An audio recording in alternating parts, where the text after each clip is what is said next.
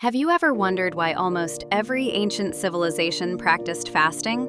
Hindus observe fasts during Ekadashi and Navratri. Muslims fast during Ramadan. Buddhists, Jains, and even early Christian monks practiced fasting regularly. Was it only about religion, or did they discover something about the human mind that modern psychology is only beginning to understand? Here's the secret. The greatest battle you'll ever fight isn't against the outside world. It's against your own impulses. Every day, your brain constantly whispers, "Eat that snack. Check your phone. Skip today's workout. Do it tomorrow." Most people obey these impulses without even realizing it. But fasting changes something fundamental. When you intentionally choose not to eat, even though food is available, you send a powerful message to your brain. I am in control. My desires do not control me. Psychologists call this self-regulation, the ability to manage your thoughts, emotions, and behaviors instead of reacting automatically. And this one skill predicts success in almost every area of life. Think about it.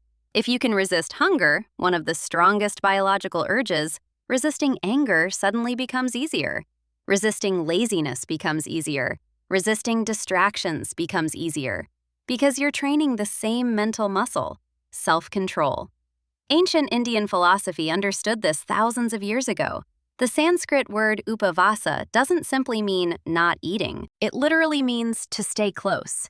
Close to your higher self, away from constant cravings and distractions. In other words, fasting wasn't designed to punish the body, it was designed to strengthen the mind. Modern psychology supports parts of this idea. Research suggests that practicing deliberate self-control can strengthen discipline over time.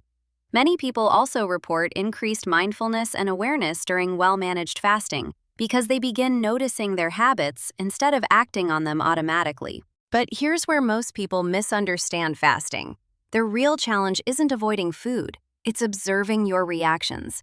Notice how quickly the mind becomes impatient. Notice how easily irritation appears. Notice how often you think about what you cannot have. This is exactly what fasting reveals. Your biggest enemy isn't hunger, it's your attachment to immediate gratification. Now imagine applying this mindset to your biggest goal: a promotion, a successful business, better health, learning a new skill. Every meaningful achievement requires saying no to short-term comfort so you can say yes to long-term success. And that's exactly what fasting teaches. It reminds you that discomfort is temporary, but discipline creates freedom. So the next time you fast, don't think of it as simply skipping a meal. Think of it as training your mind. Because when you can calmly tell your strongest craving, "Not now," you're building the same inner strength you'll use to overcome fear, anger, distractions, and excuses.